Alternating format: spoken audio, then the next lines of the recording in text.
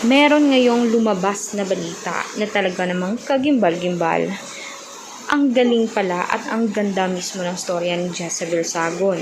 Ito mismo ang iniwan ng isang coastal guard ng Pilipinas kung saan ipinalit ang mismong kabit at naging legal pa.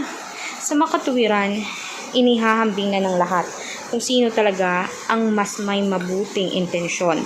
Itong si Jezabel o ang kabit. Itong si Jezabel malinis kahit naman sinisiraan ng iba na ang pangit umano ng ugali, palasugal, pero gayon pa man maling-mali dahil kasalungat iyon ng mismong kasama ni Benny Lagata. Ang malagim mismo na talagang sinapit ni Jezabel ay ang mismong depresyon na dala mismo ni Benny Lagata na hindi kaaya-aya o hindi nakakatuma at hindi talaga dapat niyang ginawa ito sa babae. Lalong-lalo na pinangakuan niya ng isang magarbong kasal na sana ay mabubuo na ang pamilya nila at magagamit na ni Jezabel ang apelido niya. Pero nagamit pa pala ng iba. Kaya ngayon, patuloy talagang saksi ang mga naniniwala kay Jezabel.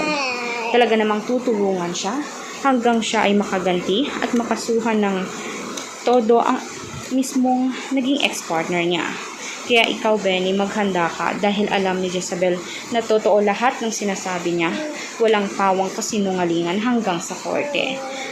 At salamat na rin kay Idol Rafi Tulfo. Kaya for more public videos, guys, please mag-subscribe.